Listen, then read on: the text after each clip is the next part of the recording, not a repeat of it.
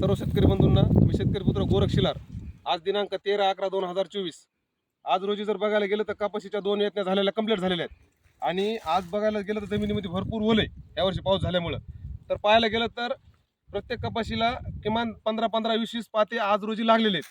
म्हणून मला एकच सर्व शेतकऱ्यांना सांगायचं आहे, जर आपल्याला फरदड कापूस घ्यायचा असेल तर आज रोजी म्हणजे येत्या 2 ते 3 दिवसामध्ये जी आपल्या फरदड कापसामध्ये जे गुलाबी बोंडआळीचा शिरकाव होते आणि जे गुलाबी बोंडआळीनं किमान 80% नुकसान होते. म्हणजे आपल्या कापसाला जर 40 बोंड लागले त्यातले 30 ते 35 बोंड किडके होते. म्हणून असं आपल्याला आज असं सांगितलेलं आहे कृषी विभागानं की जर तुम्हाला फरदड कापूस घ्यायचा असेल तर गुलाबी बोंडआळी कंट्रोल करा. जर तुम्हाला गुलाबी बोंडआळी कंट्रोल करायची नसेल तर कापूस फरदड घेऊ नका. म्हणून मला एकच सांगायचंय, जर आपल्याला इथून पुढे जर फरदड घ्यायची असेल तर जे गुलाबी बोंडआळीवर जे औषध आहेत की ज्याची शिफारस केलेली आहे गुलाबी बोंडआळीसाठी स्पेशल, तर त्या गुलाबी बोंडआळीच्या कीटकनाशकाची किमान 2 फवारण्या करायला पाहिजेत.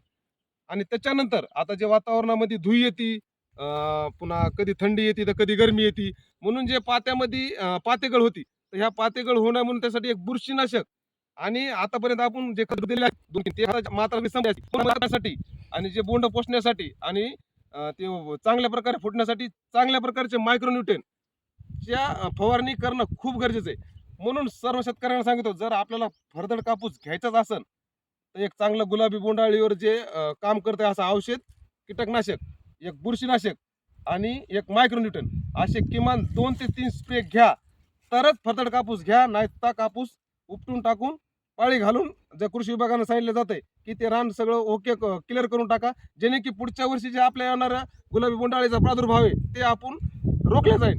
म्हणूनच एवढंच सांगतो, जर घ्यायचा असेल फरदड कापूस तर फवारण्या करा, नसला घ्यायचा तर काढून टाका. एवढंच सांगतो. धन्यवाद.